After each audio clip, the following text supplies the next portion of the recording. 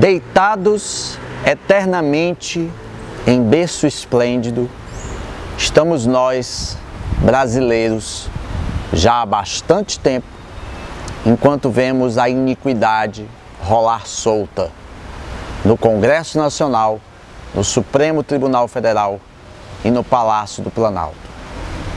Essa turma brinca com a sua cara, brinca com você, brinca com os seus direitos.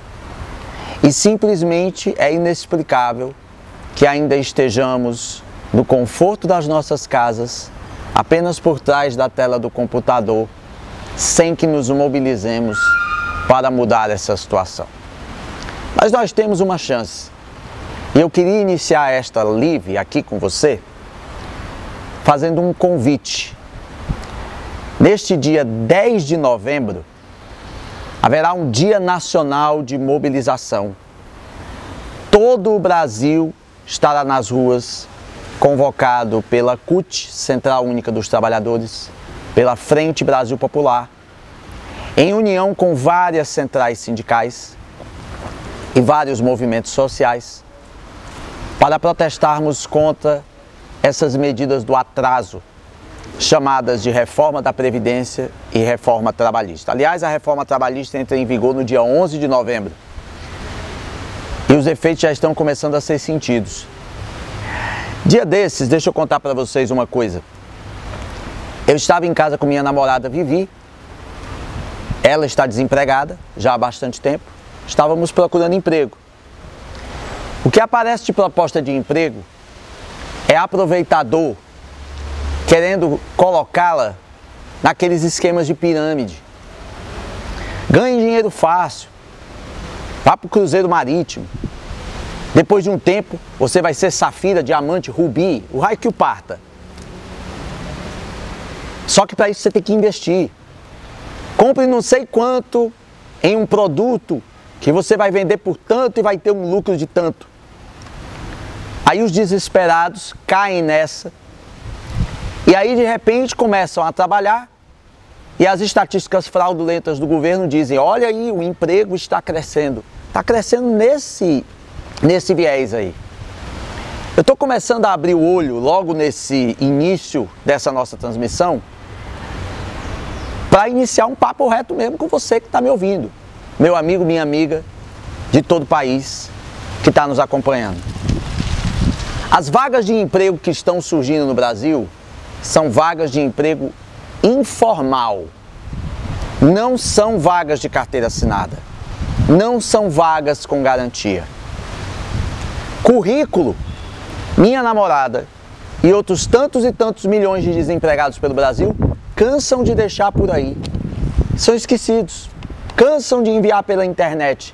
São esquecidos.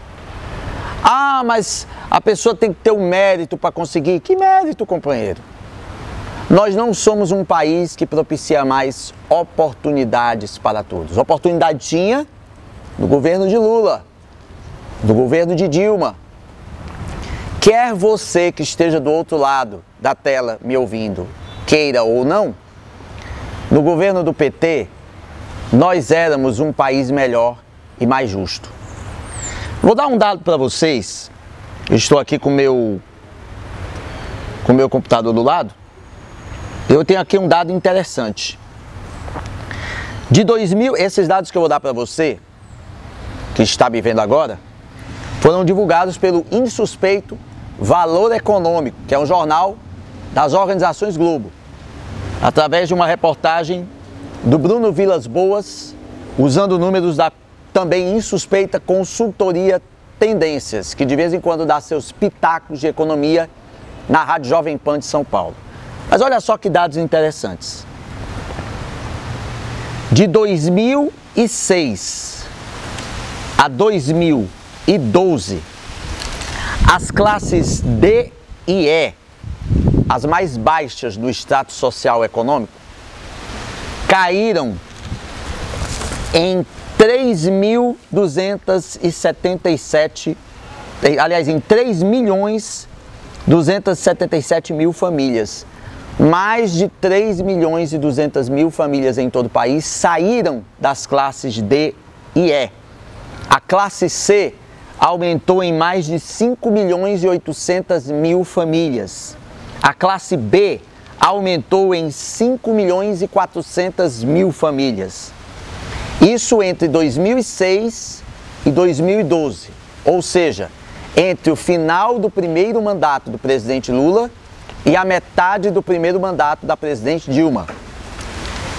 Entre os anos de 2015 e 2016, já na época das sabotagens do Congresso Nacional, logo depois da reeleição de Dilma Rousseff, as chamadas pautas-bomba, as chamadas políticas do Congresso Nacional que vetavam a concessão de mais direitos, a classe D e E cresceu em 4 milhões de famílias.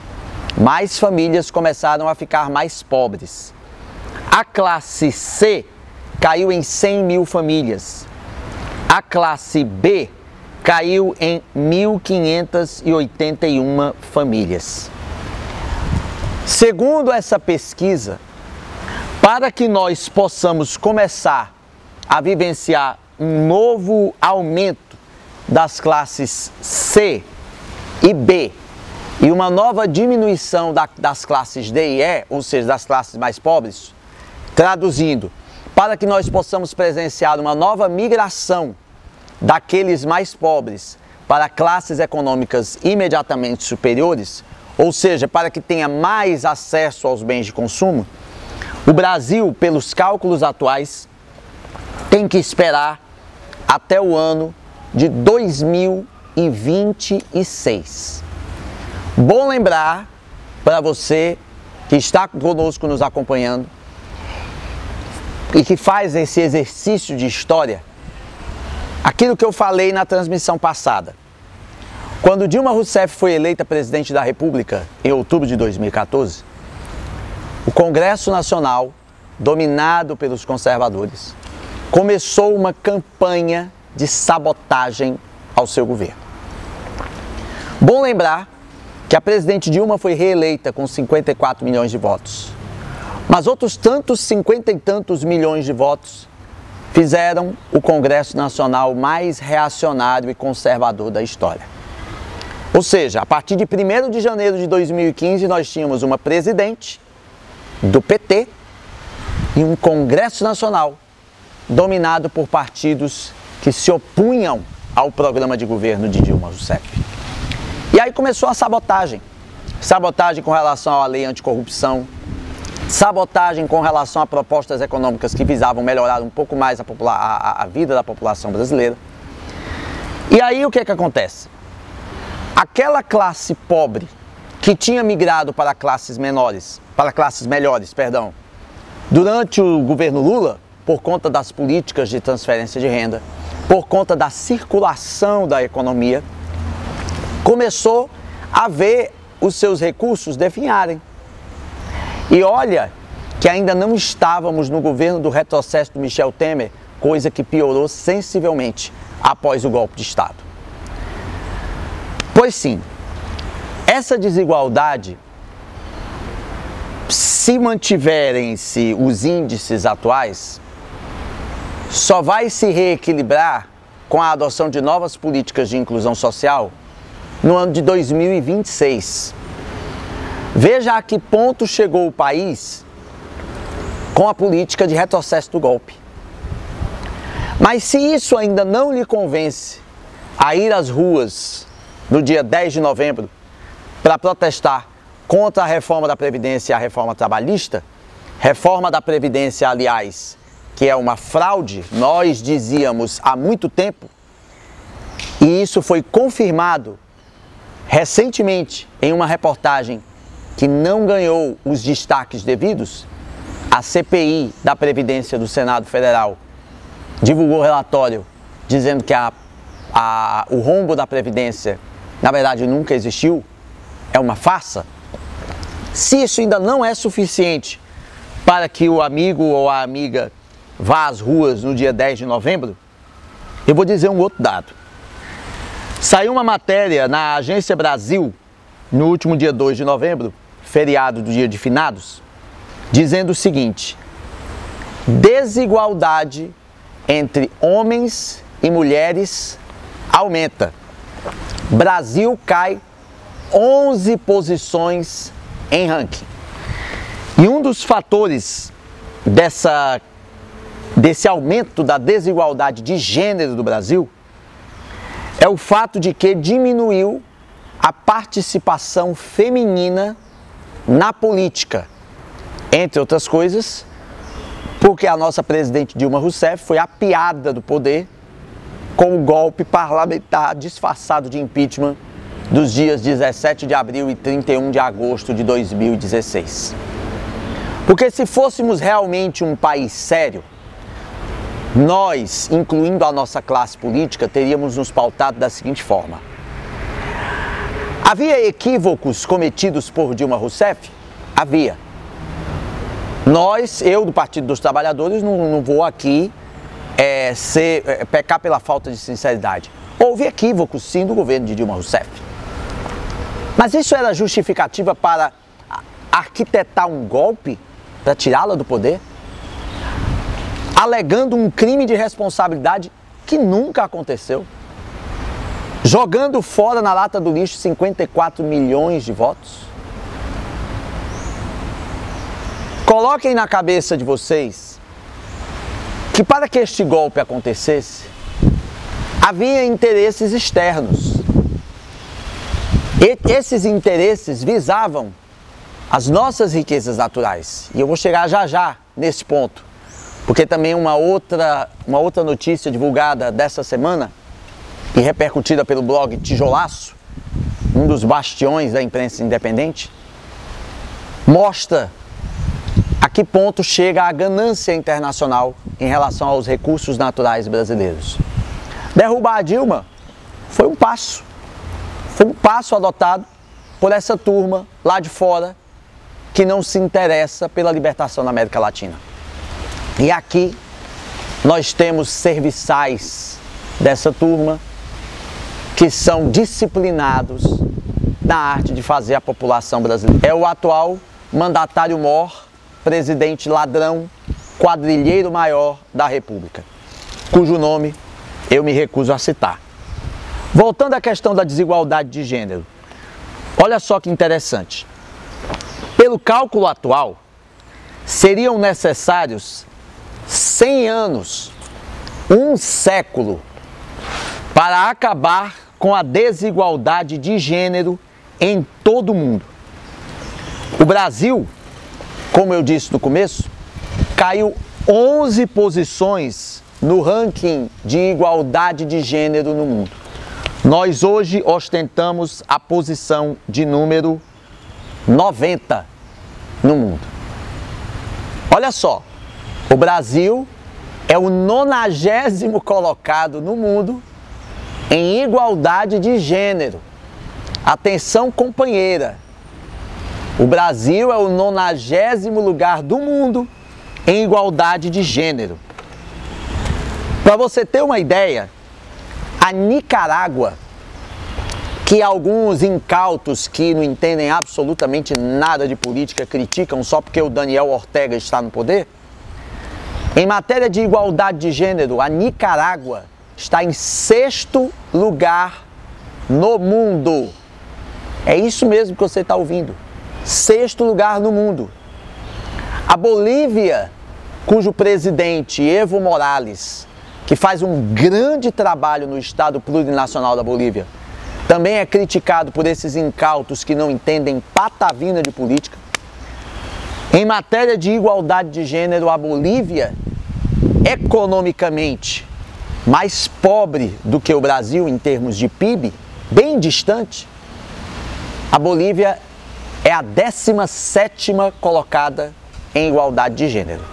O Brasil, repito, é o 90º colocado, posição de número 90. É uma vergonha. É uma vergonha nós termos a 90ª posição em igualdade de gênero, sabendo que a maioria da nossa população é formada por mulheres. Como é que pode, gente? Isso é outra razão forte para que você, meu amigo, e principalmente você, minha amiga, vá às ruas no próximo dia 10 de novembro. Procure saber no site da CUT, no site da Frente Brasil Popular, onde e a que hora será a concentração aqui em Fortaleza. Procure saber também aí na sua cidade. Aí na sua cidade, São Paulo, no Rio de Janeiro, Porto Alegre, Santa Maria, Belo Horizonte. Belo Horizonte, aliás, palmas Belo Horizonte. Belo Horizonte, sensacional. A Praça 7 ficou apinhada de gente para assistir Luiz Inácio Lula da Silva na continuidade desta linda caravana pelo país, a caravana da esperança. A caravana da esperança que vai vencer o medo. Essa caravana que a mídia oligopólica esconde. E quando não consegue esconder, divulga de forma distorcida a jornada de Lula rumo à sua reeleição à presidência da República, dizendo: Lula e Bolsonaro vão disputar segundo turno. Ora, meu Deus do céu. O Lula lidera com cerca de 2/3 a mais que o Bolsonaro, minha gente. Como é que vai dar segundo turno? Só na cabeça dessa gente que quer empurrar de qualquer maneira, qualquer um, para inviabilizar o Lula. Qualquer um. Tem setores do mercado que já estão querendo até aceitar o Bolsonaro. Qualquer um, menos o Lula. Ainda que desça a ripa, desça o cacete e instaure uma ditadura. Pelo amor de Deus, gente. Nós vivemos tempos muito difíceis. Nós não podemos nos permitir aventuras. Nós não podemos nos permitir irresponsabilidades como o Bolsonaro. O Brasil não precisa de mais ódio. O Brasil precisa de amor. O Brasil precisa de esperança. O Brasil precisa que o pobre volte a comprar a sua comida. O Brasil precisa que o pobre volte a acreditar no seu potencial. O Brasil precisa que o pobre volte a fazer faculdade, volte a ter acesso à faculdade. Nesse domingo agora vai ter Enem. Vamos ver como é que vai ser a inclusão social ao final desse Enem. Vamos ver quantos estudantes e quantos alunos e alunas de escola pública vão conseguir ter acesso a uma universidade como essa daqui, como a Universidade Federal do Ceará, a um curso de arquitetura, a um curso de design, como aqui nesse prédio, a um curso de comunicação social, como é aqui no prédio vizinho, aqui no bairro Benfica, a um curso de medicina. Vamos aguardar, porque com certeza o que nós estamos vendo hoje é a retomada da máfia da educação privada. O que nós estamos vendo hoje é a retomada da máfia do ensino privado. Inclusive o ministro da Educação, o Mendonça Filho, ele teve a sua campanha eleitoral financiada pelo Grupo Ser Educacional, um dos maiores grupos privados de educação do país. Entendeu? Domingo é dia de Enem. Domingo, dia 5, é dia de Enem.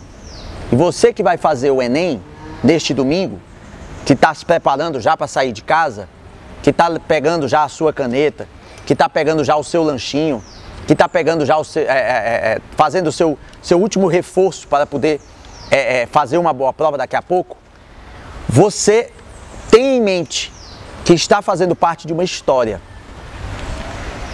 que está fazendo parte de um método de seleção que foi aperfeiçoado nos governos petistas, para propiciar mais abrangência de acesso às pessoas de todas as classes sociais. Aliás, falando em Enem, uma polêmica rondou o Enem nesta semana, que é mais uma prova do retrocesso que estamos vivendo. Uma liminar da Justiça Federal, se não me falha a memória, do Rio de Janeiro, deferiu um pedido feito pelo movimento, entre aspas, Escolas Sem Partido, para que fosse vetado o item 14.9, acredito que seja esse o número, não me recordo, vocês aí dos comentários podem me ajudar, do edital do Enem, que previa o seguinte: na prova de redação, o candidato ou candidata que em seu texto atentar contra os direitos humanos receberá nota 0. O que é atentar contra os direitos humanos na prova de redação do Enem? É a pessoa, por exemplo, escrever: bandido bom é bandido morto. Adolescente de 14 anos tem mais é que ir para cadeia. Roubou, tem que ter a mão decepada. Estuprou, tem que ser estuprado também. Esse tipo de coisa. Só para mal comparando. Pois o movimento Escola Sem Partido entrou com uma ação na justiça e um juiz federal, que eu agora não estou lembrado quem é, deferiu essa liminar. E o Enem não vai poder dar nota 0 na redação de 2017 para quem atentar contra os direitos humanos. Vejam só, o Brasil é signatário de diversas convenções sobre direitos humanos, direitos da criança e do adolescente, direitos dos presos, convenções internacionais. São compromissos que o Brasil assumiu perante o mundo. É coisa séria, gente. E de repente vem um movimento desse, de retrógrados, de pessoas que não têm inteligência, de pessoas que não conhecem patavina de política e querem impor-se através do medo. O nazismo começou assim na Alemanha, viu? Foi desse jeito mais ou menos que o nazismo começou na Alemanha. E eu falo com propriedade porque eu estou escrevendo um livro chamado Jogos Políticos da Era Moderna, que trata da vivência política de cada país, à época de cada edição dos Jogos Olímpicos. E recentemente eu terminei o capítulo 10 sobre Berlim em 1936. E eu falo exatamente isso. O livro deverá sair em 2019. Eu falo exatamente isso. O nazismo começou com fiscalização sobre obras de arte, fiscalização sobre a vida privada das pessoas. Foi aos comércios dos judeus, dizendo que os que os judeus vendiam era proibido, era contra os princípios da raça ariana. Sufocou o pensamento comunista, sufocou os homossexuais. Enfim, se eu fosse estar aqui, a gente passa esse dia inteiro e não consegue esgotar o rosário de maldades que o nazismo semeou na Alemanha, na Europa e no mundo. Mas isso só aconteceu porque, em 1933, a população alemã, desesperada por conta de uma crise econômica que já se prolongava, resolveu dar seu voto de confiança ao Adolf Hitler. É isso mesmo. Para quem não sabe, Adolf Hitler chegou ao poder na Alemanha pelas vias democráticas. Essas mesmas vias democráticas pelas quais está se valendo o Jair Bolsonaro para propagar o seu discurso de ódio. E enganar pessoas que estão desesperadas, desesperançosas. Com tanta violência, tanto assalto. Uma jovem que foi dar carona através do Facebook, foi infelizmente abusada, estuprada, assassinada brutalmente. E esses casos de violência urbana se multiplicando. Vamos dar o nosso voto de confiança para aquele que vai resolver tudo na bala.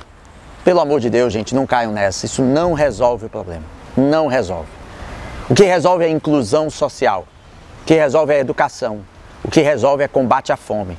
O que resolve não é política segregacionista. Isso agrava ainda mais a situação que já é muito complicada no nosso país. Aliás, falar em situação complicada do nosso país, a gente descamba de novo para a economia, descamba para essa história do desemprego. Você que tem carro, você viu quanto é que está a bomba de gasolina? Até semana passada tinha posto, pelo menos aqui em Fortaleza, que vendia gasolina aditivada a R$ 3,67 o litro. Gasolina comum a R$ 3,64 o litro. Hoje você não encontra a menos de R$ 4,17. Quer mais? Você tem fogão em casa? Você precisa de gás de cozinha. Você sabia que o gás de cozinha aumentou 46%? 46%. Então você tem uma ideia da perda do poder aquisitivo. O salário mínimo hoje é R$ 937. O salário mínimo ia aumentar para R$ 969. Ou seja, um aumento de 30 e poucos reais. Não corresponde a 10%. Só que agora já não vai ser 969, já vai ser 964, porque o Michel Temer disse, não, ou tirar R$5 a mais do salário mínimo, não vai fazer falta, né? O que o cara vai fazer com R$5? Vai comprar R$5 de quê? De frango, R$5 de um baião? Não vai fazer falta não, tirar R$5, afinal de contas é preciso fazer o ajuste fiscal. Então vamos cortar o salário mínimo.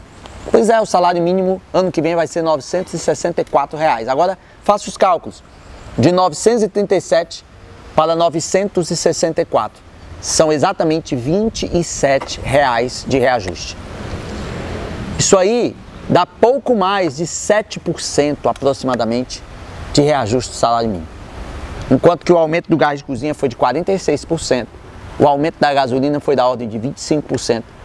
Sei lá o que vai acontecer com a passagem de ônibus, que aqui em Fortaleza, desde que o prefeito Roberto Cláudio assumiu, praticamente todo ano sobe a passagem de ônibus. A nossa vida está cada vez mais difícil.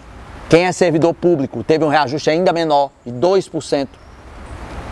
Isso aqui no Ceará, porque tem estado que nem reajuste teve.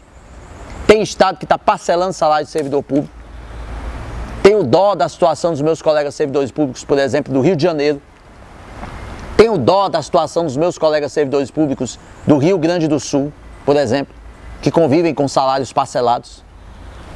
Coincidentemente, dois governos chefiados por gente do PMDB, o partido do golpista maior, que está na presidência da República. Enfim, essas não são razões fortes para você, meu amigo, minha amiga, ir às ruas no dia 10 de novembro, lutar pelos seus direitos? Pense bem, enquanto nós estamos dormindo em berço esplêndido, o saco de maldades continua sendo jogado.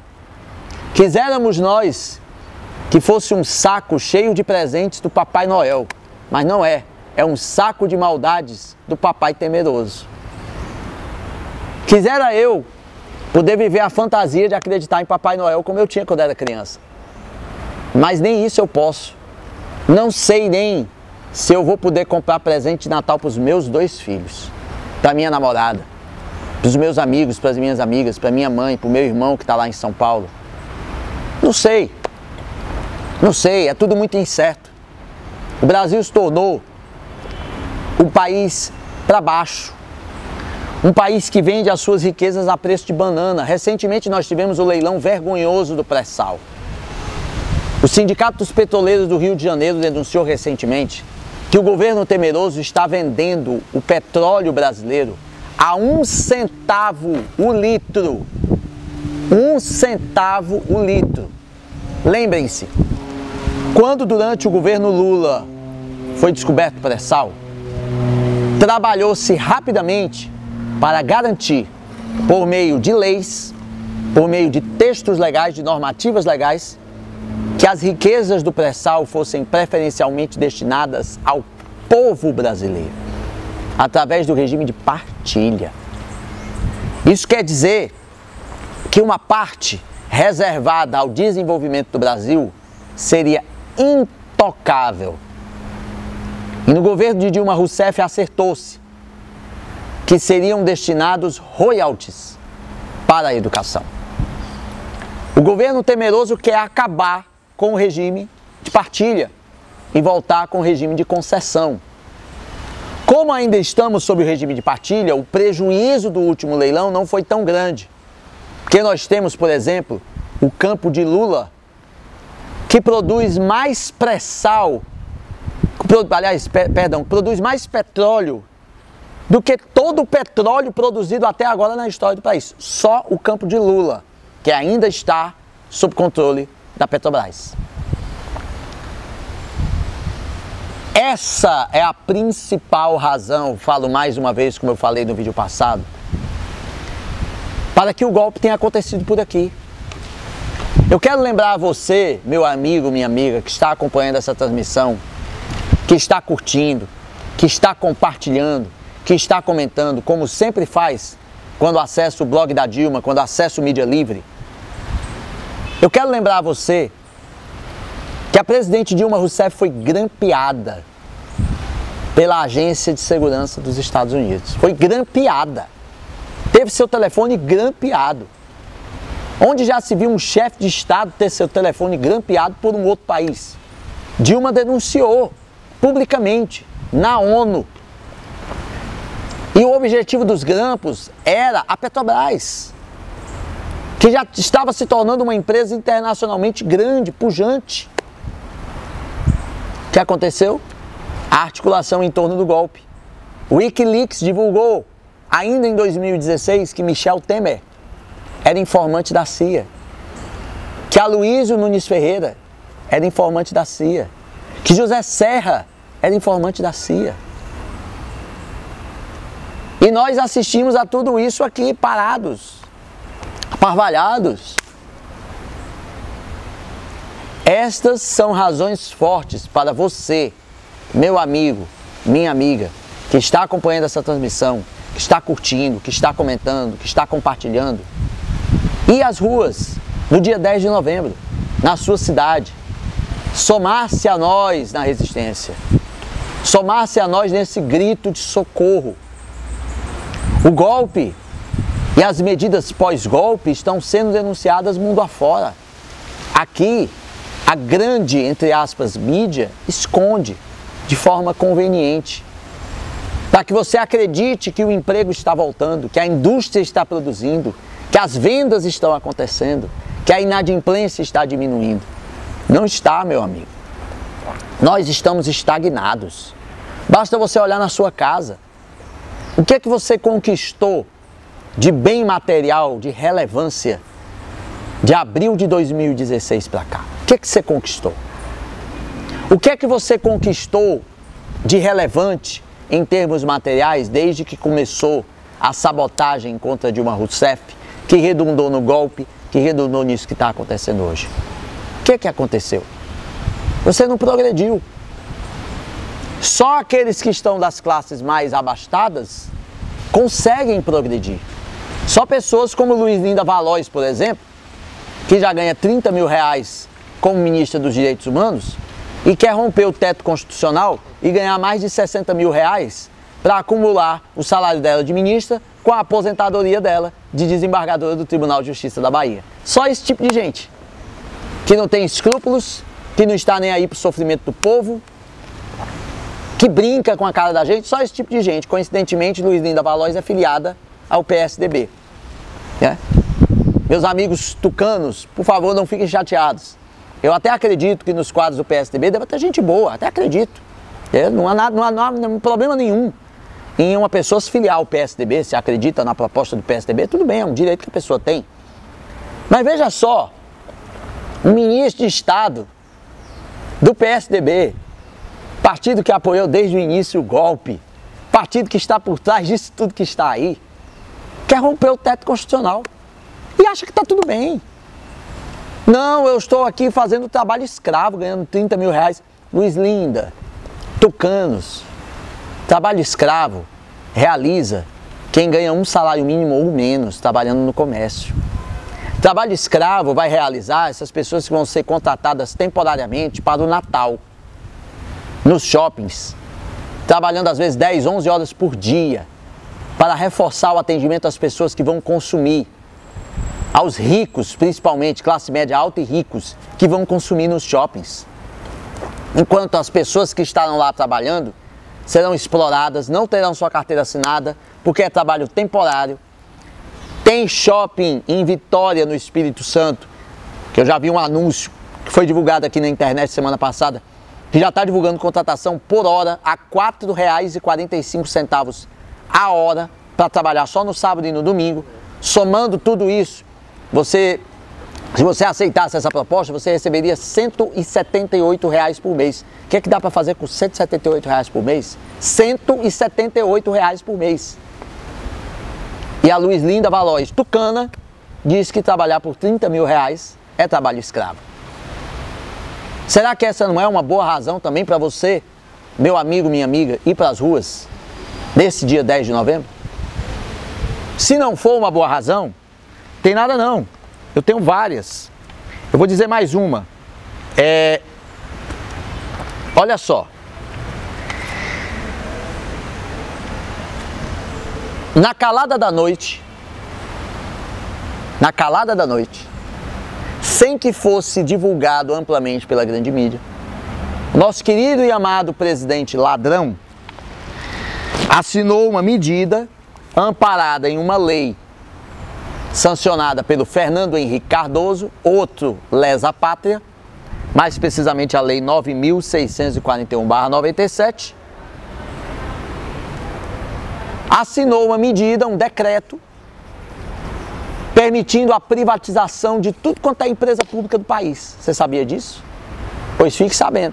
Dê uma olhada na blogosfera, dê uma olhada no Tijolaço, dê uma olhada no Conversa Fiada, dê uma olhada no blog do Rovai, dê uma olhada no portal Brasil Atual, dê uma olhada no Via ao Mundo. Aliás, eu quero prestar aqui uma solidariedade ao meu colega jornalista Luiz Carlos Azenha, do Via ao Mundo, que anunciou que não mais manterá o site Via ao Mundo por falta de condições financeiras, principalmente por perder batalhas judiciais injustas contra o Ali Camel, diretor de jornalismo da Globo.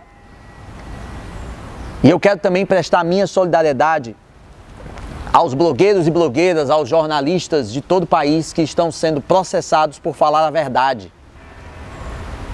Estão sendo processados, por exemplo, pela delegada Érica Marena, delegada de Polícia Federal, por haverem divulgado que ela apoiava candidatos favoráveis ao golpe.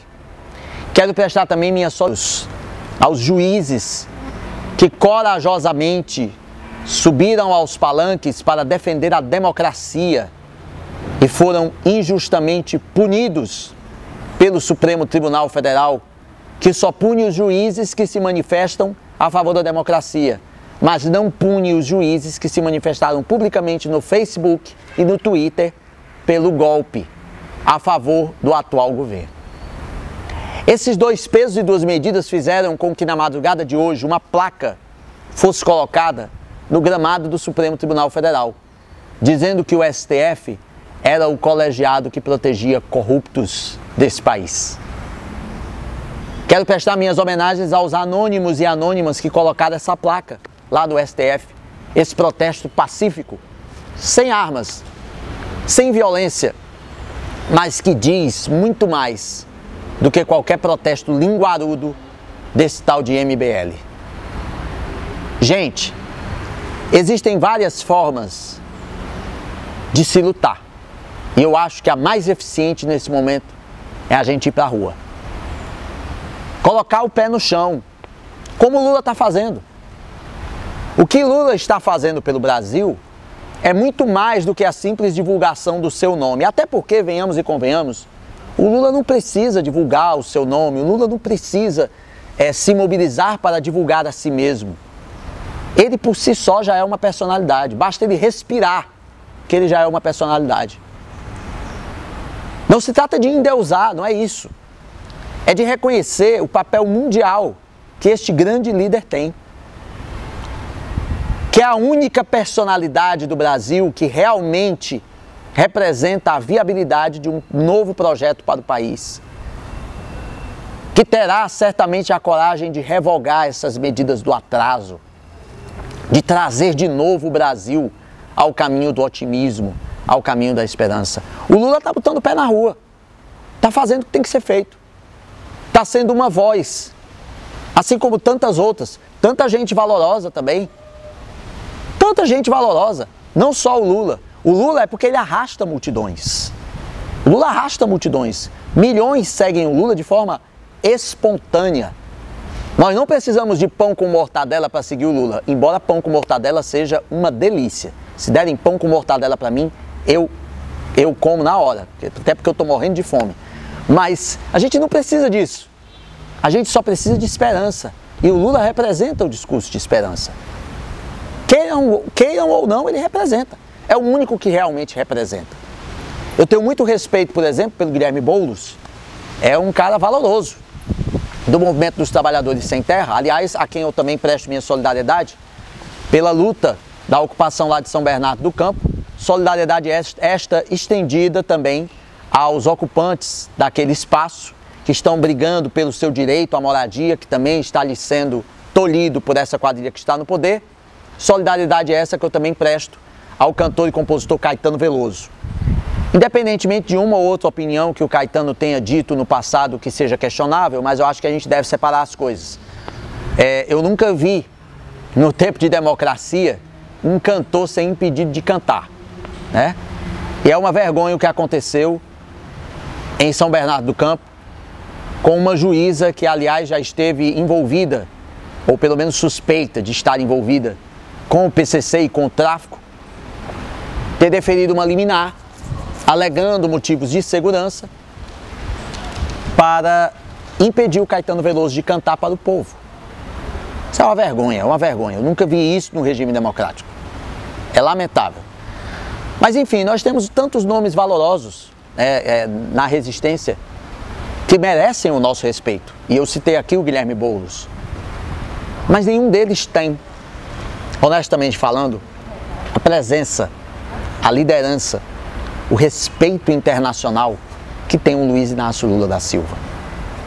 Com todo respeito a uma pretensão do Guilherme Boulos de se candidatar a presidente da República, de repente pelo PSOL, que é uma pretensão legítima, diga-se de passagem, é importante ter o Boulos na arena de debates, é um rapaz qualificado, mas qual é a viabilidade de um programa de governo como esse para o nosso país? Com todo respeito, nós precisamos de soluções viáveis agora.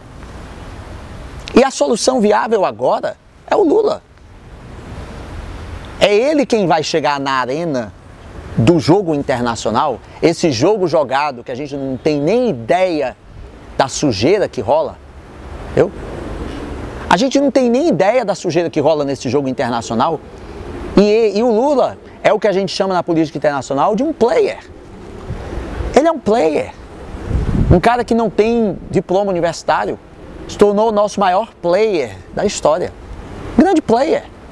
Fez com que o Brasil se tornasse respeitado pelas potências, pelas grandes potências. Não necessariamente aceito, não necessariamente amado, mas respeitado.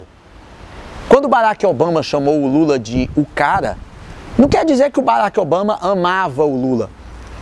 Todo respeito ao Barack Obama. Mas não quer dizer que ele amava o Lula, não. Ele representava os Estados Unidos, a potência hegemônica. Mas pelo menos respeitava. E o que a gente quer? A gente não quer que os Estados Unidos nos amem, não. Com todo respeito aos amigos americanos, eu tenho muitos amigos norte-americanos que estão no Face, que entendem, que compreendem o português. Eu tenho muitos amigos americanos, tem muita gente americana que é comprometida com as causas sociais. Eu cito, por exemplo, o Noam Chomsky, grande cientista político norte-americano. Mas o que os Estados Unidos querem é dominar a América Latina mesmo.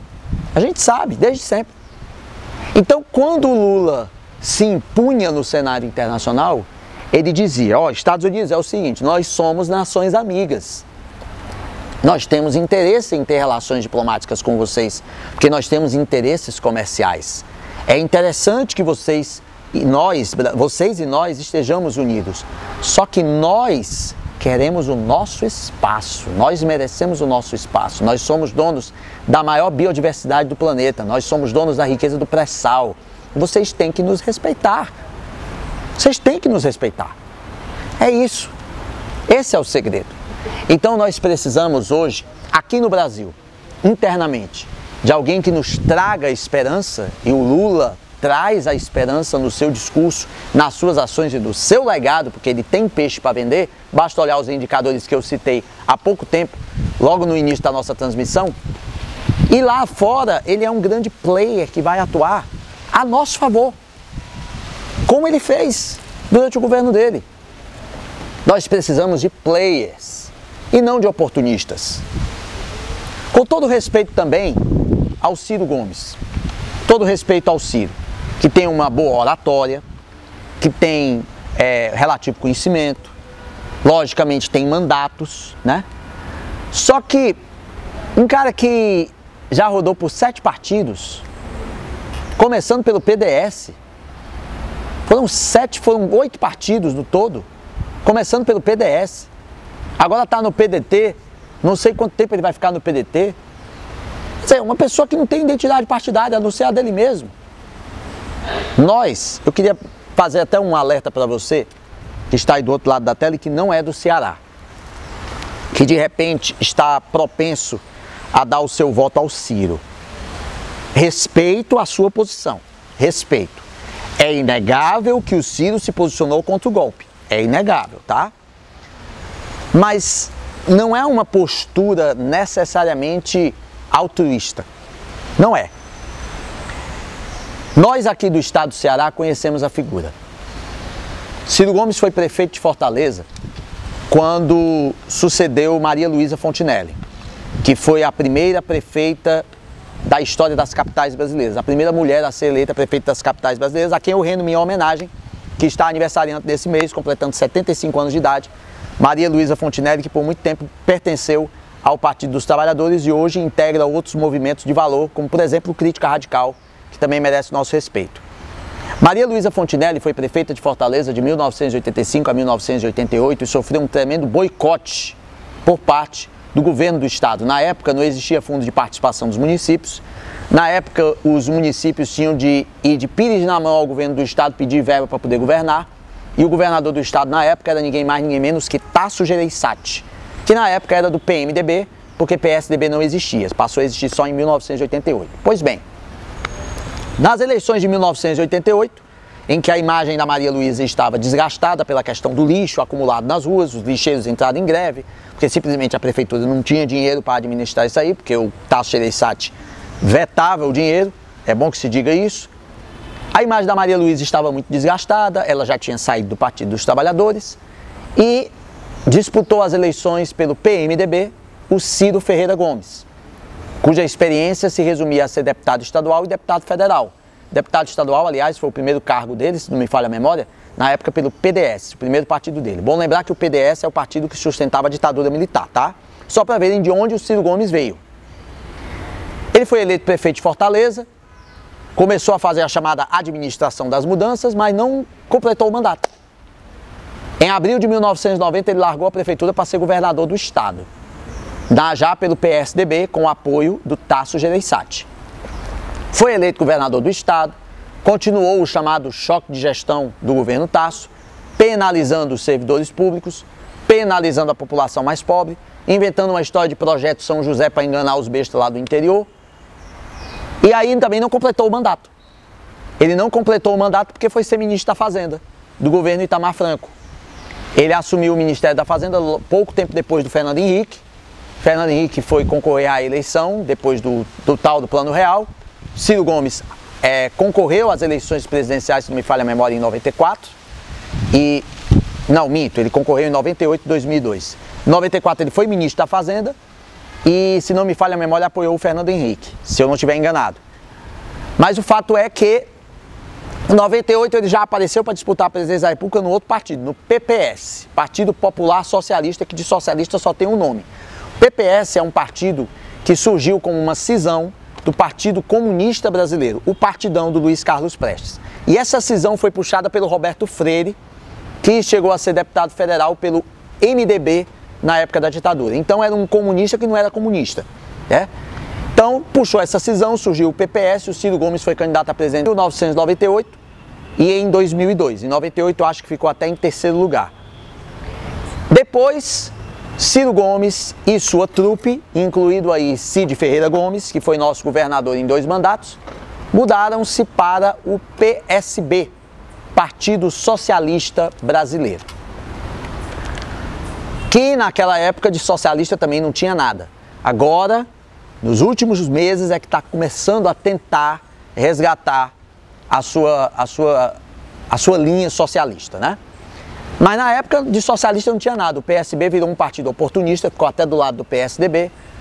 Enfim, ficaram no PSDB, depois saíram, foram para um tal de PROS, Partido da Reestruturação da Ordem Social, é um negócio assim. E agora saíram do PROS e foram para o PDT, Partido Democrático Trabalhista, a legenda fundada pelo grande brasileiro chamado Leonel de Moura Brizola. E que se Brizola tivesse vivo hoje, certamente sentiria ojeriza de ver um Ciro Gomes dentro do seu partido. Mas enfim, contaram quantos partidos? PDS, PMDB, PSDB, PPS, PSB, PROS, PDT. 7 partidos. 7 partidos no total. Em um espaço, desde 1988 para cá, já são quase o quê? São quase 30 anos. 7 partidos em 30 anos. Imagina só, vamos dividir isso aí. Dá em torno de um partido a cada 4 anos e meio, mais ou menos. Qual é a identidade política que um cidadão desse tem? O que é que ele realmente quer? Ele é de esquerda? Ele é de direita? Ele é de centro? Ele é o quê? Entendeu? Lembrando que esse do PDS ele foi da Arena. Então são 8 partidos, que a Arena se transformou em PDS. Acabei de lembrar. Então, qual é a identidade política que esse cara tem? Um cara que veio da Arena, migrou por partidos de centro, foi para a esquerda, foi para a direita, foi para o centro. Qual é a identidade que esse cara tem? Qual é o propósito realmente de um Ciro Gomes? O Ciro Gomes esconde certas coisas que tem que se explicar para a população. Antes de se propor a ser uma alternativa ao Lula, ele tem que se explicar à população. Tem que se explicar. Entendeu? Então eu queria que vocês, meus amigos e minhas amigas, que de repente pensam em votar no Ciro Gomes em 2018, pesquisem um pouco mais sobre o que ele fez aqui no Ceará, como governador, como prefeito de Fortaleza. Pesquisem. Saibam um pouco melhor sobre esse candidato, principalmente do passado dele aqui no estado do Ceará. Porque nós cearenses, sabemos o mal que a oligarquia Ferreira Gomes fez aqui. É uma oligarquia baseada na cidade de Sobral, que transformou aquela cidade e o seu entorno num verdadeiro curral eleitoral. Lembra da época do coronelismo, na época da República Velha? Você que estuda história, você que sabe a história do Brasil, o coronelismo na República Velha era mais ou menos assim. Você ia votar e tinha que dizer em que candidato você votava. O voto não era secreto. Você revelava o seu voto para os escrutinadores. E o aliciador ia com você. Daí surgiu o termo voto de cabresto. Cabresto é aquele negócio que coloca no cavalo para a gente guiar o cavalo para cá e para lá.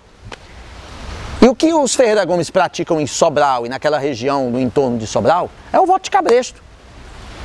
Eles chegam na casa do sertanejo, oferecem dinheiro, tijolo, cimento, oferecem tudo para você votar neles.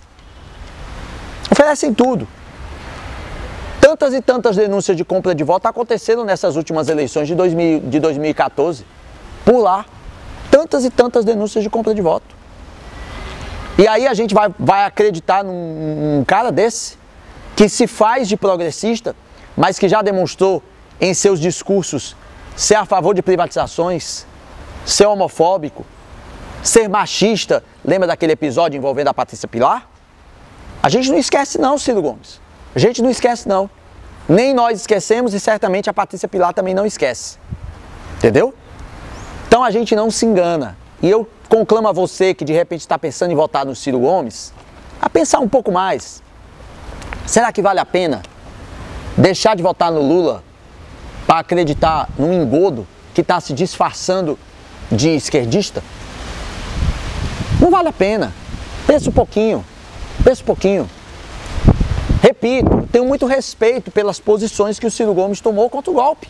Ok, palmas para ele, sem dúvida. Reforçou a nossa luta. Está na resistência com a gente? Ok, sem problema nenhum.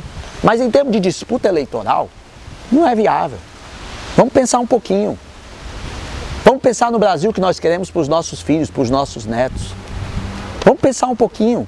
Vamos pensar em quem realmente pode desmontar essa corrente, essas engrenagens de ódio, de retrocesso, de perda de direitos que foi maquinada por essa direita reacionária que tomou o poder do Brasil. Até porque eu disse na transmissão passada que não há mal que dure para sempre. As correias já estão se quebrando. As correias já estão se quebrando. Então não há mal que dure para sempre. Não há mal. A gente não pode deixar de acreditar em pessoas como Lula, que representam a esperança, e dar o nosso voto para alguém que, como Ciro Gomes, na época que era deputado federal, foi considerado o pior parlamentar. Assim como é, por exemplo, a outra enganação chamada Jair Bolsonaro. Bolsonaro já está há mais de 25 anos na Câmara Federal.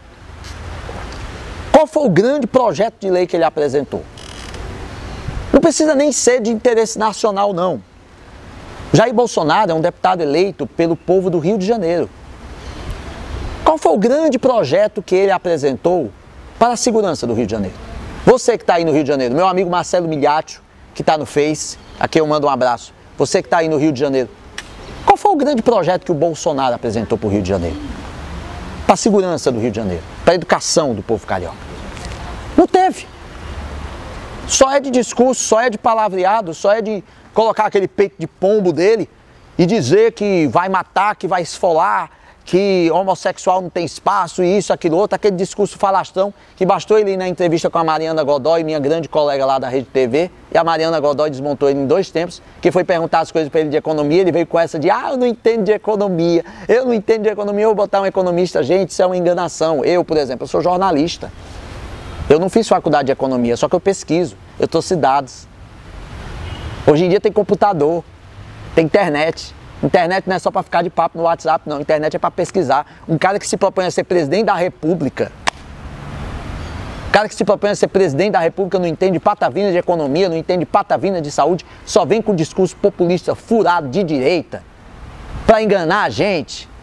Me poupe, me economize, pelo amor de Deus.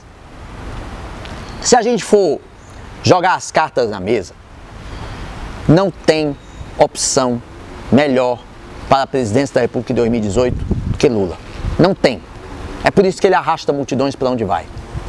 É por isso que os discursos dele são ouvidos por quem gosta e por quem não gosta também. Porque a palavra dele tem peso. E é por isso que querem condená-lo a todo custo. Eu tô ainda procurando provas contra ele, eu não consegui encontrar. Não consegui. A não ser o tal do pedalinho de lata e o navio que na verdade é um barco de lata, que se tirar ele, dá para fazer abridor de lata com ele, reciclado, dá para fazer lata, dá para fazer um bocado de coisa.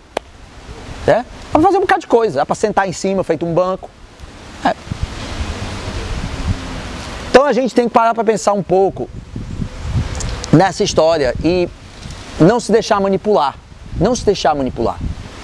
É muito complicado quando nós vivemos em um país em que nós temos uma emissora de televisão que diz que nós somos 100 milhões de uns. 100 milhões de uns nada, eu não sou 100 milhões de uns, eu não sou um dos uns. Eu não sou. Inventa essa história de 100 milhões de uns para cá, de 100 milhões de uns para lá e continua assassinando o povo brasileiro com suas mentiras.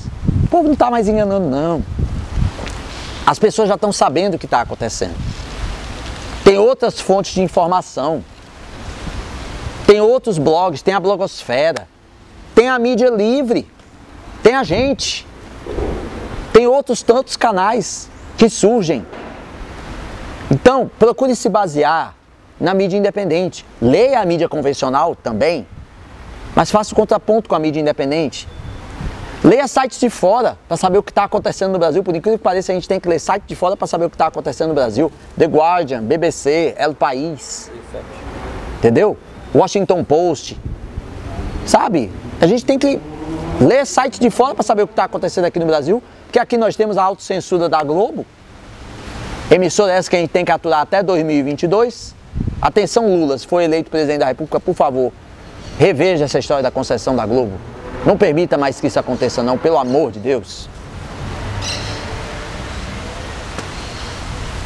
O negócio está tão retrógrado no Brasil que nós estamos vivendo uma temporada de caça aos artistas e de revisionismo na história. Eu quero contar aqui uma história para vocês sobre esse papo que alguns veiculam de que nunca teve ditadura no Brasil, de que o que aconteceu no Brasil foi a tomada do poder para manter a ordem, essas coisas que estão começando a espalhar. Eu vou ler para vocês um depoimento publicado na Folha de São Paulo de um tenente do Exército um tenente do Exército, chamado José Wilson. E, na verdade, esse texto é uma advertência chocante e real.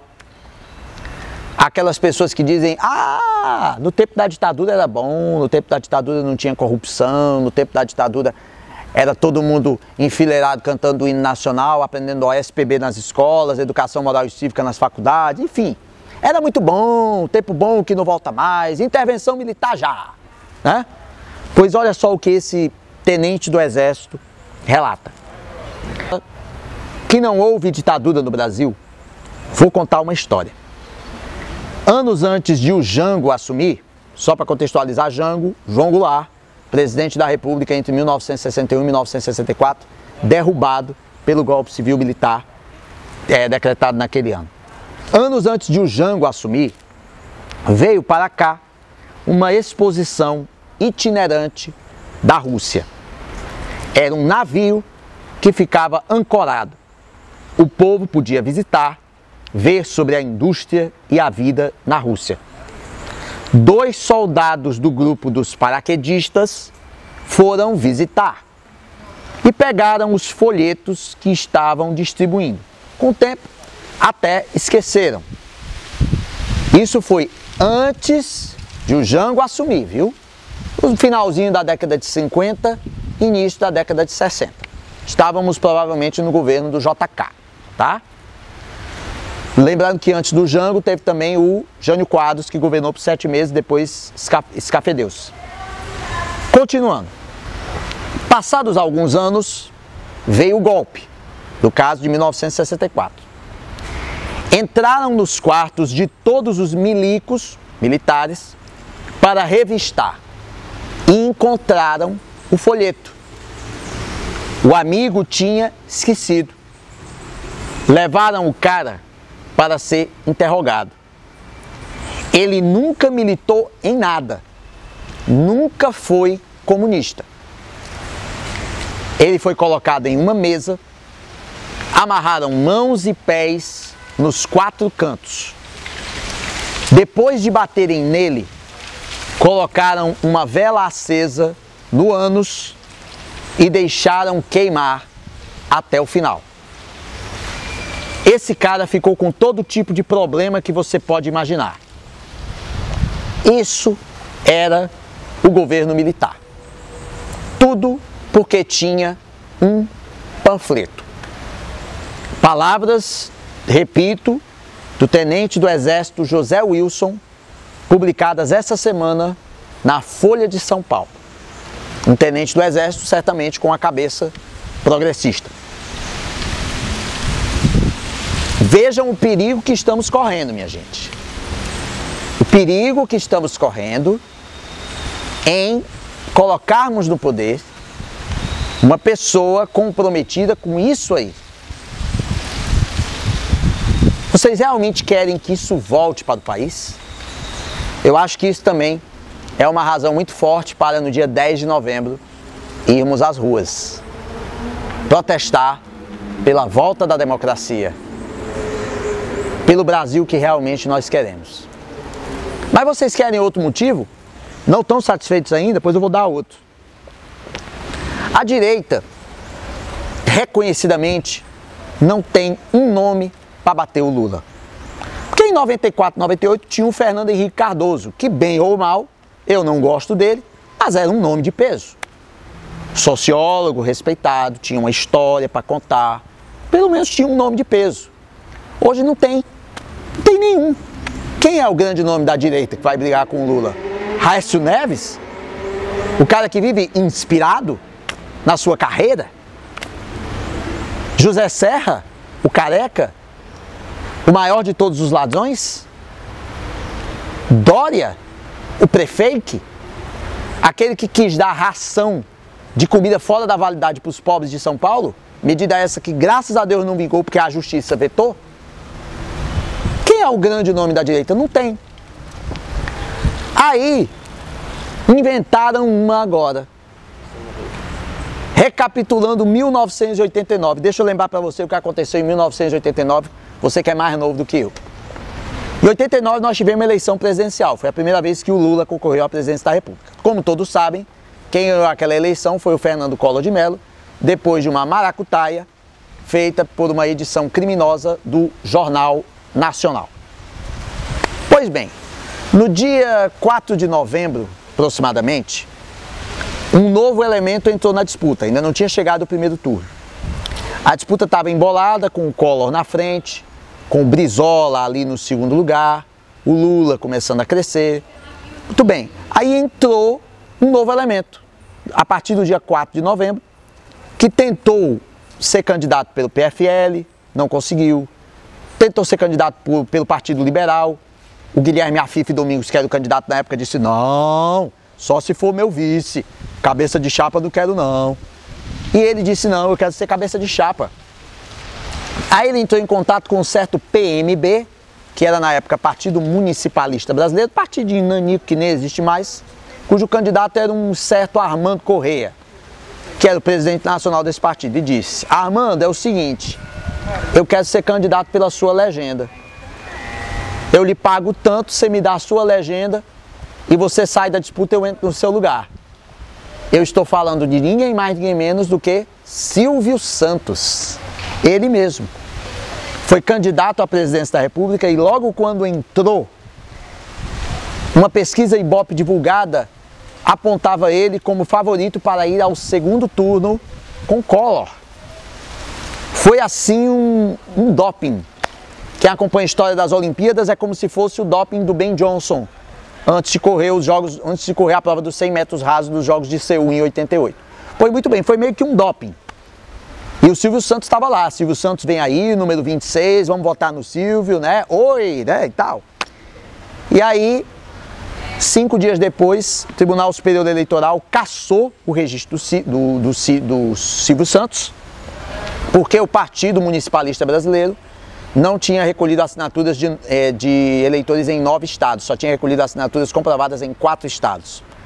E aí a candidatura do Silvio foi impugnada e o PMB foi extinto pela Justiça Eleitoral.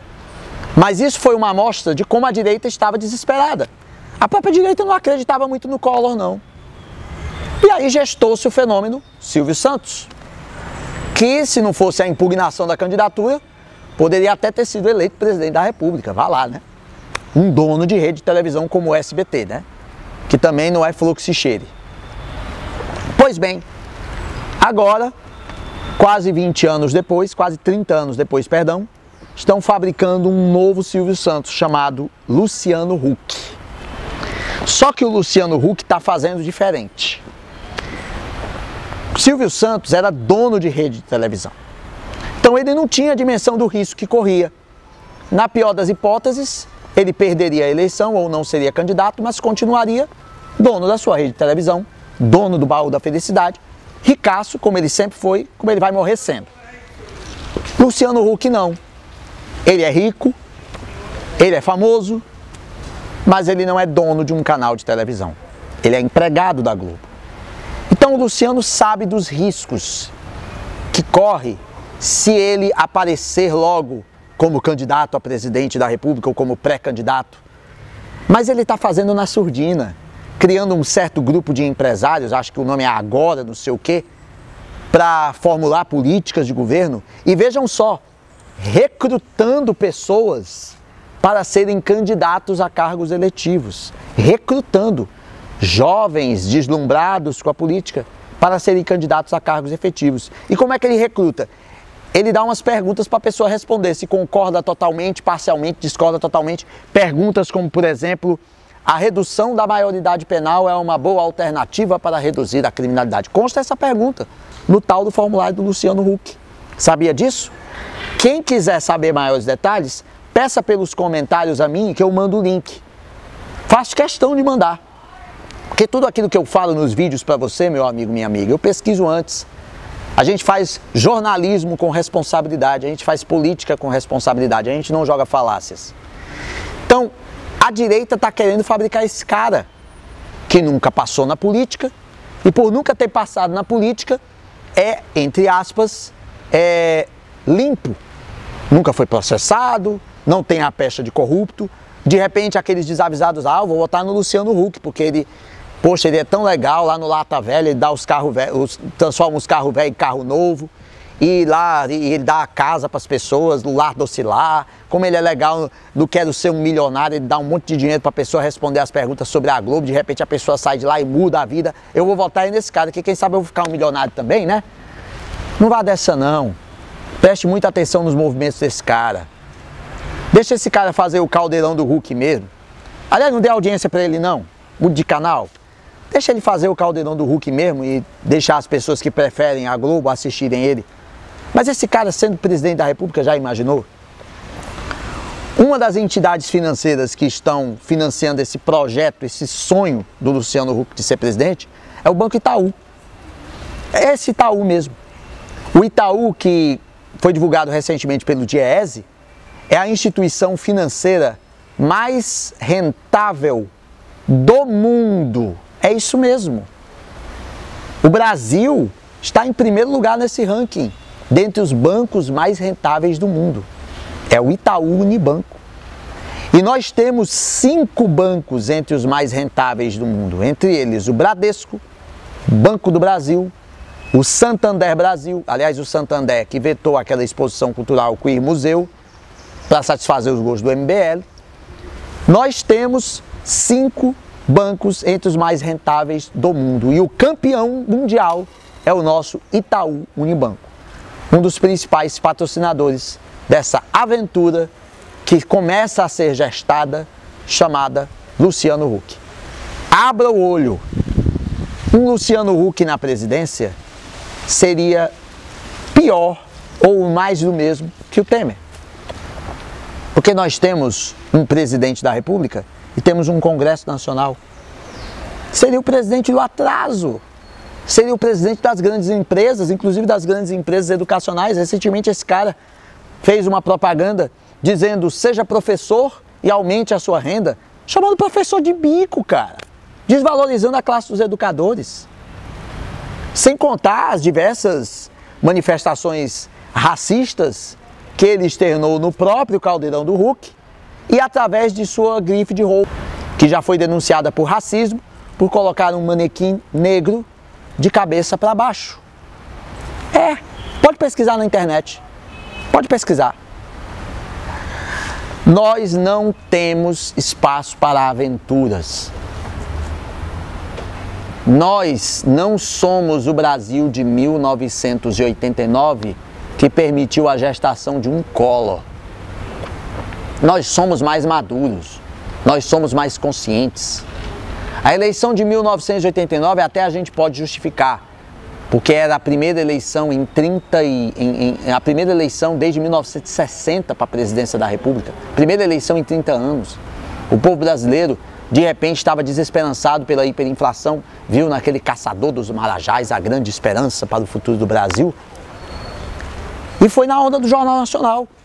Tudo bem, Collor ganhou, sofreu o impeachment, vida que segue, estamos aqui agora. Collor hoje é senador, diga-se de passagem, pelo desconhecido e nanico PTC e ainda domina a afiliada da Globo em Alagoas, que é a Rede Gazeta. Nós não podemos mais nos permitir essa aventura, gente. Não tem mais condição. Nós temos que saber o rumo que nós temos que tomar da nossa vida. O PT governou de 2003 a 2016 sempre de forma democrática. Não houve um momento da nossa história que nós tomamos o poder por via do golpe. Foram 4 eleições presidenciais consecutivas vencidas por nós pelo voto. Porque nós divulgamos um programa de governo e a maioria da população brasileira entendeu por bem que o nosso programa de governo era mais aceitável, era mais adequado para se adotar no país. E é assim que nós vamos voltar ao poder. Porque o povo vai voltar ao poder. Porque é a garantia da participação popular maior. Porque é a garantia de uma possibilidade de fazermos as comunicações mais democráticas, a arte mais democrática, a cultura mais democrática.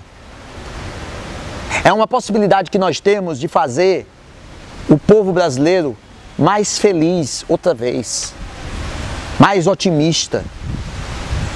Não só na época da Copa do Mundo, que vai chegar no ano que vem, mas o tempo todo, toda hora, todo instante. Ter orgulho de ser esse povo guerreiro, batalhador, que pega ônibus todo santo dia para ir trabalhar, que lá no sertão anda léguas e léguas e léguas para pegar um gole d'água, para cuidar do seu pedaço de chão, que nos assentamentos do movimento do Sem Terra trabalha a educação, trabalha a cidadania, que nos assentamentos do MTST também faz da mesma forma, que através das suas frentes de resistência, como a Frente Brasil Popular, como a Frente Povo Sem Medo, luta pela democracia. Um povo que, apesar das dificuldades, um povo que, apesar da expoliação, um povo que, apesar do roubo, um povo que, apesar da manipulação midiática, não desiste de acreditar no futuro. É por isso que multidões se arrastam para ouvir o Lula. É por isso que mais e mais pessoas se filiam ao nosso partido. É por isso que mais e mais pessoas estão engajadas na defesa da democracia. Porque no fundo, essa turma que está no poder pode arrancar de uma canetada direitos trabalhistas, direitos previdenciários, o nosso salário. Mas jamais vai arrancar a nossa dignidade. Jamais vai arrancar os nossos sonhos. Lenin já dizia, sonhos, acredite neles. E é possível a gente acreditar nos nossos sonhos. O Brasil é muito maior do que toda essa quadrilha que está no Congresso Nacional, no Palácio do Planalto e também no Supremo Tribunal Federal. O Brasil é muito maior do que Luiz Linda Valois. O Brasil é muito maior do que Sérgio Moro e seus serviçais a mando da CIA. O Brasil é muito maior do que essa justiça parcial. O Brasil é muito maior do que Michel Temer e companhia. O Brasil é muito maior do que deputados e deputadas que desonram o povo brasileiro. O Brasil é muito maior do que políticos corruptos e ladrões. O Brasil é maior do que tudo isso. O Brasil somos nós, sou eu, é você, é a minha namorada, são meus filhos, são as mães dos meus filhos, é a minha mãe, é a sua mãe, é o seu pai, são seus filhos. Somos nós, todos os amigos, interligados, juntos, para lutar por democracia. Ano que vem, também falei isso no vídeo passado e vou repetir agora. Ano que vem, nós temos eleições gerais. Nós temos eleições para a presidência da República, temos eleições para o governo dos estados, temos eleições também para o Congresso Nacional, para o Senado, para deputados federais e estaduais também, para as Assembleias Legislativas. É importante que você saiba quem são os parlamentares, deputados federais e senadores que estão do seu lado. Aqui no estado do Ceará, por exemplo, tem deputado e deputada que votou a favor do Temer, que votou para livrar o Temer, que votou para livrar o chefe da quadrilha de ser processado do exercício do seu mandato, que votou pelo atraso. Aí no seu estado também tem. Pelo menos no universo do estado do Ceará, eu faço questão de citar os nomes, para que você saiba que não pode dar o seu voto a esses que eu vou citar. Não pode. É seu dever não dar o voto a esses que votaram a favor do Temer, aqui no estado do Ceará. Aníbal Gomes, do PMDB, Danilo Forte, que por enquanto ainda está no PSB, mas está se debandando para o DEM. Domingos Neto, do PSD. Genesias Noronha, do Solidariedade, o dono da cidade de Parambu, onde até pistolagem ele manda fazer. Gorete Pereira, do Partido da República. Esse partido que abriga gente da pior qualidade, como o Capitão Wagner, por exemplo. Gorete Pereira, que se aproveita do discurso do social para ficar dando cadeira de roda para aliciar voto de eleitor deficiente. Macedo, do PP. Moses Rodrigues, do PMDB. Raimundo Gomes de Matos, do PSDB, Ronaldo Martins, do PRB, pastor da Igreja Universal do Reino de Deus, da Empresa Universal do Reino de Deus, Sociedade Anônima, Vaidon Oliveira, do PROS.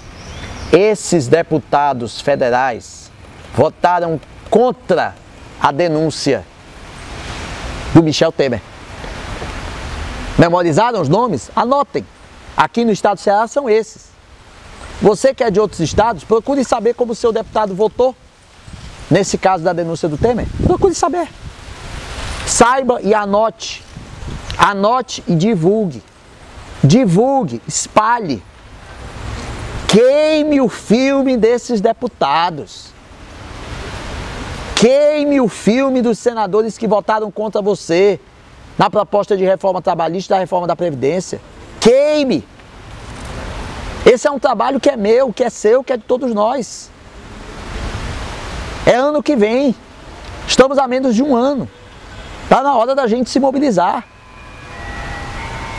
E cuidado para o voto que você vai dar para deputado estadual também. Porque por trás daquele nome supostamente novo, pode estar alguém desses. Alguém velho. Procure saber. Ah, fulano de tal é candidato a deputado estadual pelo PMDB. Tá legal. Quem é o padrinho político dele? O que foi que ele fez antes? Dá para saber pela internet. Bota o nome do cara, vê o que foi que ele fez. De onde ele veio, de que família ele veio. Para saber se ele te representa.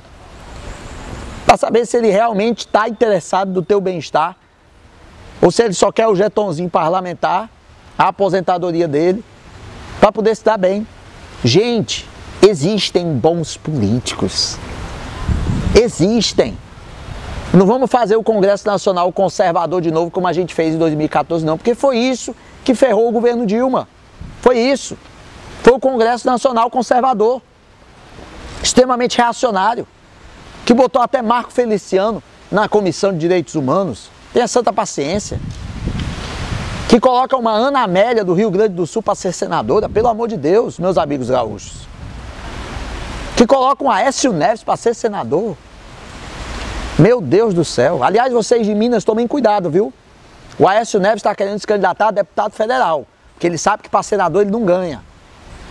Não deixa ele chegar a deputado federal também não. Aécio Neves não pode mais ser eleito nem síndico de prédio. Se ele voltar ao Congresso Nacional como deputado federal, vocês vão estar continuando a referendar um canalha. Que é isso que ele é. Canalha, canalha, canalha. Assim como canalhas, canalhas, canalhas, são todos esses que estão acabando com o Brasil.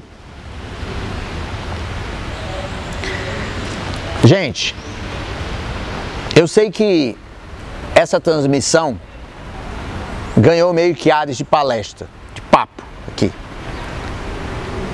Eu sei que do outro lado a interação vai ser mais na base do teclar, pelo recurso que o Facebook proporciona. Ainda não nos é permitido fazer uma videoconferência para conversar diretamente com você que está aí do outro lado. Nós estamos praticamente chegando ao final dessa transmissão. E o objetivo dessa transmissão, assim como da nossa anterior, foi chamar a atenção para a situação atual. Esse é um espaço de resistência. O blog da Dilma, o Mídia Livre, são espaços de resistência. Nós usamos de forma positiva o recurso que a Rede Mundial de Computadores nos dá. Nós levamos a milhares de pessoas que acompanham o blog da Dilma e o portal Mídia Livre. Nós levamos a milhares de pessoas que visualizam nossos vídeos a mensagem da esperança, a mensagem que costumeiramente não é divulgada, que é calada, que é sufocada. Porque nós vivemos um estado de exceção sui generis. Como é que é esse estado de exceção sui generis? A gente não tem tanque nas ruas. A gente não tem militares invadindo as nossas casas à busca de panfletos da esquerda e nos levando para serem torturados. Isso é da mídia. A gente tem a falta de espaço dos grandes canais de comunicação. A gente tem a falta de espaço nas editoras para publicar livros que não representem o status quo. A gente tem a falta de espaço nas rádios, nos jornais, para a publicação de artigos. Até em alguns sindicatos que se dizem de direita, nós não temos o espaço preciso, né? O espaço necessário. Então o espaço de resistência é esse aqui. Nós precisamos aproveitar esse momento para usarmos as redes sociais, como por exemplo o Paulo Henrique Amorim faz do Conversa Fiada. Quase que diariamente ele joga vídeos no ar, aproveitando-se da sua influência, da sua fama, da sua proeminência conquistada em anos e anos e anos de experiência jornalística, para divulgar uma mensagem de esperança, para divulgar a mensagem que deve ser dita, para dizer ao povo brasileiro aquilo que deve ser dito. Então, nós temos a responsabilidade de levar uma mensagem de esperança para todos os brasileiros. Uma mensagem de esperança e também a verdade que deve ser dita. A gente repercute aqui, numa transmissão como essa, postagens do Tijolaço, da Rede Brasil Atual. A gente repercute postagens de blogs independentes. Aproveita uma linha de transmissão dessa para levar até você que ainda não acessou essas notícias, o conhecimento dessas informações. Isso é um compromisso que eu tenho como profissional de jornalismo, como filiado ao Partido dos Trabalhadores e como brasileiro. Como brasileiro que, como você, pega ônibus, como você anda no sol quente, pega chuva, que como você tem uma mãe doente, aposentada, que tem uma filha que vai fazer o Enem, que tem um filho mais novo que mora em Sobral, que precisa de saúde e que não tem um ISEC, que não tem um órgão de saúde pública para poder ampará-lo. Nós somos aqui como você. A gente não faz como aqueles pseudo-defensores da democracia da grande mídia, que ficam por trás das câmeras falando mundos e fundos, mas não se mobilizam nada para mudar o estado de coisas. Depois voltam para suas casas confortáveis, para suas camas confortáveis e dormem o sono dos anjos, enquanto as pessoas continuam na rua, na miséria, na pobreza.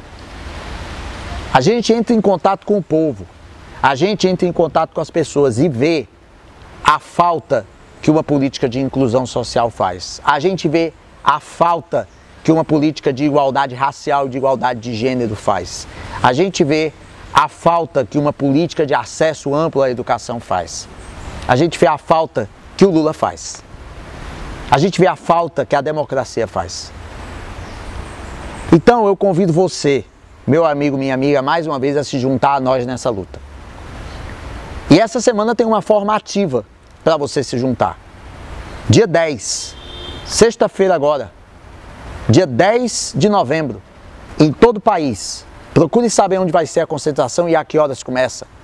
O Dia Nacional de Mobilização, envolvendo todas as centrais sindicais, envolvendo pelo menos as principais centrais sindicais, envolvendo vários movimentos sociais, partidos políticos progressistas, enfim, todos irmanados pela resistência contra o retrocesso. Porque a voz do povo não vai se calar. Recentemente eu publiquei no meu Facebook que depois da calmaria vai vir a tempestade. Ninguém se iluda com essa suposta calmaria do povo brasileiro, não. Um dia ela vai parar. Um dia ela vai parar. A paciência do povo brasileiro já foi por demais. Mas ela está se esgotando. É natural que se esgote. E quando a paciência do povo se esgotar, não atice o formigueiro. Porque o formigueiro vai vir com tudo. Para cima das aves de rapina. Vai vir com tudo. E um formigueiro unido, não queira saber como é que é. Um formigueiro unido não queira saber como é que é. Vimos o que aconteceu na caminhada da ocupação de São Bernardo até o Palácio dos Bandeirantes. Vimos o que está acontecendo no formigueiro humano que quer ouvir o Lula. Nós estamos vendo. O povo está cansado desse sofrimento. Já tem mais de 1 ano e meio que nós estamos nessa lenga-lenga e nada acontece para mudar. É cada vez mais escândalo, cada vez mais coisa que a gente descobre dessa turma que se dizia contra a corrupção, que na verdade ela era a corrupção. A máscara está caindo e as pessoas estão percebendo que os que foram depostos nem de longe eram a corrupção. Por isso, meu amigo, minha amiga, é o convite que eu faço. Vamos se juntar a nós nessa luta. para que possamos reverter a situação que estamos vivendo. Eu quero agradecer a você que nos acompanhou até agora, de todas as partes do país, que está comentando, que está compartilhando, que está curtindo, que acompanha as outras postagens do Mídia Livre, do blog da Dilma. Eu quero agradecer a você, que nos dá força para continuar lutando. De 20 mil em 20 mil, de 100 mil em 100 mil, nós chegamos a 1 milhão, nós chegamos a 10 milhões. E a rede de resistência se forma a partir daqui, das redes sociais, para se encontrar na rua, de braços dados pela democracia. A você de todas as partes do Brasil, meu muito obrigado. Vamos continuar na luta. E que um dia a esperança possa voltar a vencer o medo. Porque esse dia está chegando. Um grande abraço e vamos à luta.